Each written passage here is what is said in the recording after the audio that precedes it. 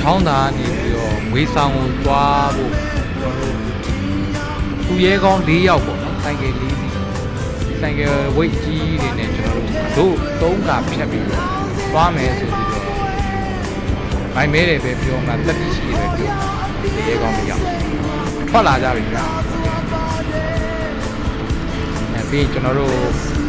ဖွဲ့ထဲမှာဂျန်နဲ့ဖွဲ့သားတွေကတော့ဘိုးစီစဉ်အတိုင်းသူတို့လေးစီကတက်သွားတယ်ကျွန်တော်တို့ဒီမှာတက်တိရှိရဲ့သူရဲကောင်းတွေကတော့လိုပဲတဲ့နေလိုပဲကျုပ်သွားမယ်ဆိုပြီးတော့တို့၃ကဖျက်ရမယ်